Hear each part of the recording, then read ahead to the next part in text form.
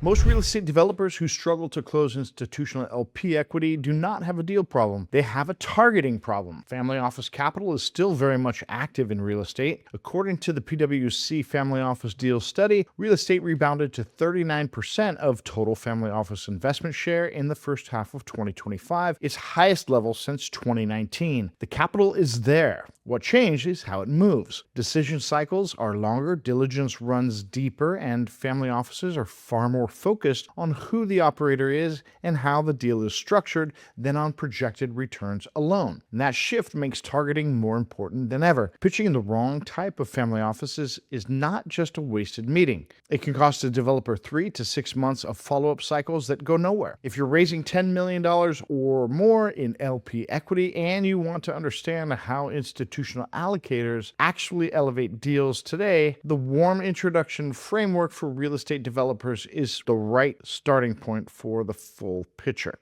So this video focuses on one specific decision inside that process, whether to target a single family office or multifamily office for your LP equity raise. The answer is not the same for every developer or every deal. It depends on the 5 factors: the check size your raise actually needs, the asset class you're bringing to the market, the relationship path you have available, the governance and diligence style the office uses, the deal structure you are offering. And this video walks through each one of those so you can make the right call before you spend time on outreach. Single family office versus multifamily office.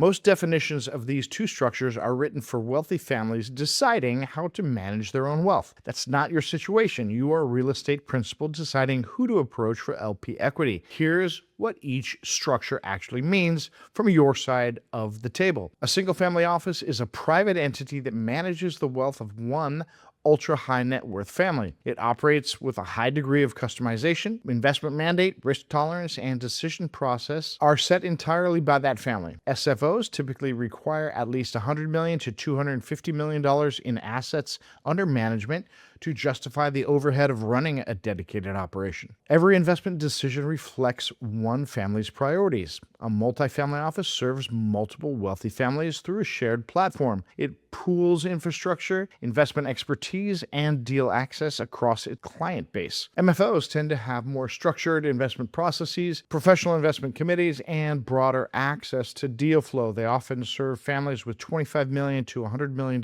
in assets, though many serve clients well above that range. From a developer's perspective, the most important differences are not about cost or governance for the family. They're about how each type sources deals, makes decisions, and writes checks. Who makes decisions? In a single family office, one family's principals or CIO. In a multifamily office, an investment committee across multiple families. Typical check size. SFOs range from $5 million to $25 million or more per deal, highly variable. MFOs range from $2 million to $15 million per deal, more consistent. Deal sourcing. SFOs are relationship driven, often referral only. MFOs are platform driven with broader deal flow intake. Diligence style. SFOs are bespoke, tailored to family priorities. MFOs are more standardized, committee reviewed. Governance. SFOs are flexible with the family setting the rules. MFOs are structured with a shared framework that applies. Access for new sponsors. SFOs require warm introduction or existing relationship. MFOs are more accessible through platforms and advisors. Speed of decision. SFOs can be fast if the family is engaged. MFOs are often slower due to the committee process. The critical takeaway: neither structure is universally better for raising real estate LP equity. The right one depends on how your raise is sized, how it's structured, what kind of relationship you can bring to the first conversation. What changed in 2026? Why family office targeting got more precise? Family offices did not stop investing in real estate. They changed how they invest in it. That shift has direct consequences for how developers should approach outreach. Here are the 4 trends that matter most for a developer raising $10 million or more in LP equity right now. Number 1, real estate allocations are back up, but the bar is higher. After dipping as low as 26% of family office investment portfolios in 2023, real estate's share rebounded to 39% by the first half of 2025, according to the PwC Family Office Deals study. That is a meaningful recovery, but the capital is being deployed more carefully. Longer diligence cycles, sharper focus on downside scenarios, and a strong preference for operators with proven track records are now now standard. The first question for most family offices is no longer what's the return, it's what happens if things do not go to plan, and how is the deal structured to protect us. Number 2, club deals dominate, and that changes how you think about check size. According to the same PwC study, 69% of family offices in H1 2025 were club deals, meaning multiple investors participating in the same transaction. Now, this matters for developers. It means the question is often not which single family office will write the whole check. It's which type of family office is the right lead or anchor and which ones will co-invest alongside them. Number 3, direct and deal-by-deal structures are replacing blind pool commitments. Family offices have moved away decisively from blind pool fund structures. They want to know exactly what asset they're investing in, who's running it, and how decisions get made. This benefits developers who bring specific, well-structured deals rather than asking for a broad mandate commitment. Number 4, relationship-sourced deals get through the door. Cold outreach rarely does. Family offices receive far more deal inquiries than they can evaluate. The ones that get serious attention are almost always referred by a trusted advisor, co-investor, or known intermediary. Volume outreach to a list of family offices produces very little. A single warm introduction from the right source produces a real conversation. The bottom line, family office capital is available for real estate, but access has become more relationship dependent, more structure sensitive, and more precise than it was 3 years ago. Developers who understand which type of office fits their deal before they start outreach will move faster and waste less time. When a single-family office is the better target, a single-family office can be the right LP target, but the conditions that make it the right choice are specific. Developers who go after SFOs without meeting those conditions usually end up in extended conversations that never convert. What makes an SFO a strong fit? SFOs are built for one family's priorities. That means they can move in ways that institutional platforms cannot. They can make a decision in 2 meetings if the principals are engaged. They can structure a deal in a way that reflects the family's specific tax situation, timeline, or legacy goals. And they can offer a level of discretion that a multifamily platform simply cannot match. An SFO is likely the better target when you already have warm introduction to the family or their CIO through a trusted intermediary. Your raise is sized for a concentrated check in the $10 to $25 million range from a single source. The deal requires a bespoke conversation about risk, structure, or timing rather than a standardized diligence process. You're working on a specialized asset class where one family has a known affinity or operating background. You want a long-term capital partner, not just a one-time LP, and are willing to invest in the relationship over time. Your deal is structured as a direct equity or deal-by-deal investment rather than a fund commitment, where SFOs fall short for most developers. The access problem is real. Most SFOs do not accept cold outreach. They do not publish contact information. They do not attend public investor conferences looking for new deals. Their deal flow comes almost entirely from trusted advisors, co-investors, and existing relationships. This means the SFO path is only realistic if you have a credible intermediary who can make the introduction, you're willing to invest 6 to 18 months building the relationship before capital commits. Your deal track record and capital stack are already institutional grade before the first meeting. Key takeaway: SFOs offer high conviction bespoke capital for the right deal. But if the access path is narrow, you do not already have a warm introduction, the MFO route is usually the more productive starting point. For most developers who are making their first serious push into family office capital, a multifamily office is the more practical starting point. MFOs offer broader access, a more repeatable process,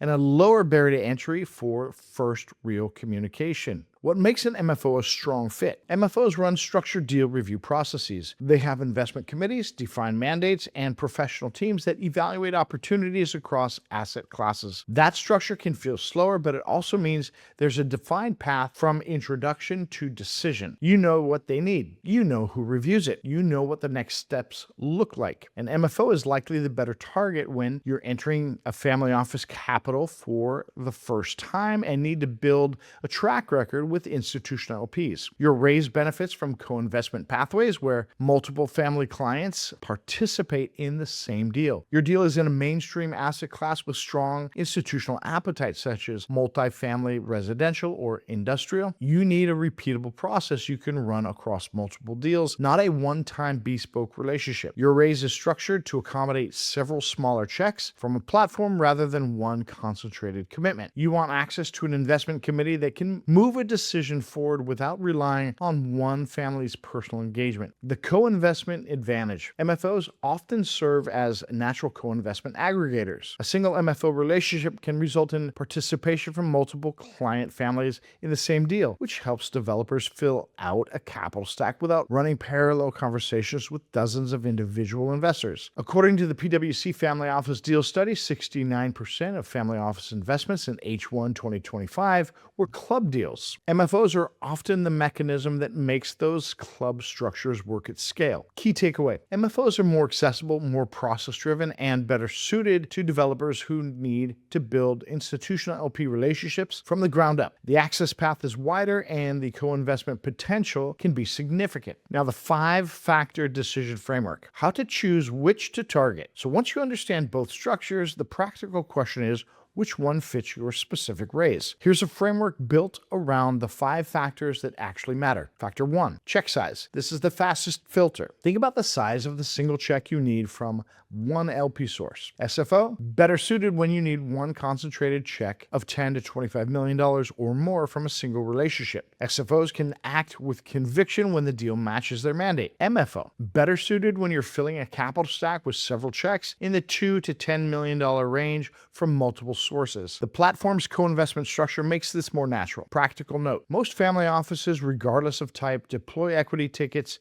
in the $5 million to $15 million range per deal, according to industry research. Developers expecting a single $30 million check from one family office without prior relationship are often disappointed. Factor 2, asset class. Family office appetite is not uniform across asset classes. Multifamily residential accounts for roughly 36% of family office real estate investment, making it the most common single asset class. Industrial and logistics are also in strong demand. SFO can accommodate more specialized or niche asset classes when the family has relevant operating experience or a specific mandate. MFO tends to favor mainstream asset classes with proven institutional demand. Multifamily, industrial, and mixed use with residential components move through an MFO processes more predictably. So if your deal is in a less conventional category, an SFO with matching background is often more realistic than trying to fit in a niche deal into an MFO standard review process. Factor 3, relationship path. How you access the conversation matters as much as what you bring to it. SFO almost always requires a warm introduction from a trusted advisor, co-investor, or known intermediary. Cold outreach has a very low conversion rate. MFO, more accessible through advisors, capital advisory firms, and institutional platforms. The intake process is more defined. Factor 4, governance and diligence expectations. SFO diligence is tailored to the family. One meeting with the right principal can move faster than any committee process, but it can also stall indefinitely if the principal loses focus or priorities shift. MFO diligence follows a defined path, slower in some ways, but more predictable. You know what they need and you can prepare for it. Developers who have not gone through institutional LP due diligence before often find MFO processes more navigable because the requirements are documented and consistent. Now, factor 5, deal structure. The structure of your offering shapes fit more than most developers realize.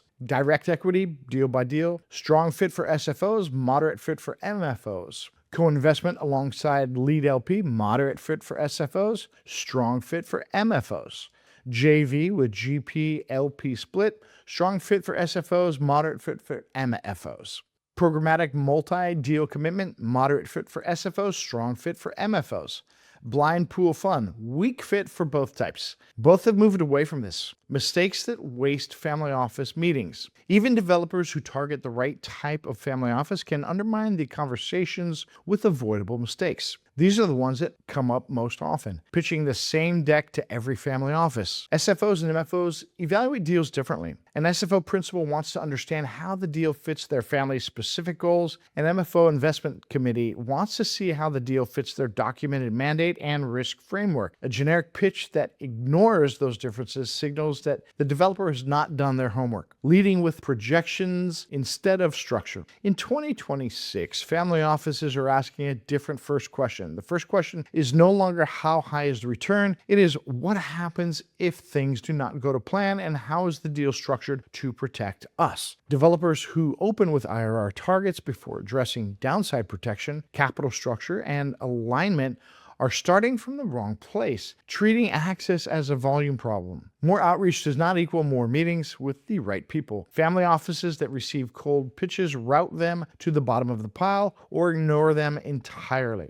The ones that get serious attention, though, come through trusted introductions. Sending the same email to 200 family office contacts produces almost nothing. One warm introduction from the right advisor produces a real conversation. Not having the capital stack right before the first meeting. Family offices, especially MFOs with formal investment committees, will ask detailed questions about the full capital stack in the first or second meeting. If the structure is not investor grade before you walk in, you are unlikely to get a second conversation. Getting the structure right before outreach begins is not optional. Misreading the timeline, SFO decisions can be fast when the principals are engaged, but they can also stall for months. MFO processes are more predictable, but often slower due to committee cycles. Developers who build a fundraising timeline without accounting for the realistic pace of family office decision-making often find themselves in trouble mid-raise. Choose the path that fits the deal, then get the introduction right. The SFO versus MFO question does not have a universal answer. The right target depends on the deal, developer's current access, and the stage of the capital raise. And here's the short version of the framework. If you have a warm introduction and a specialized deal, SFO is worth pursuing. The relationship-led bespoke nature of a single-family office can work in your favor. If you're building institutional LP relationships for the first time, start with MFOs. The access path is wider and the process is more navigable. If your raise is in multifamily or industrial, both types work. MFOs are often the first natural, faster step, with SFOs as a secondary layer once relationships develop. If your raise needs co-investment from multiple sources, MFOs are structured to support that. Their club deal capacity is a real advantage. If your capital stack is not yet institutional grade, neither type will close. Fix the structure first. The most common mistake is not choosing the wrong type. It is spending months on outreach before the deal is structured to pass institutional LP review. Family offices, whether SFO or MFO, are asking harder questions than they were just 3 years ago. Structure, downside protection, and operator alignment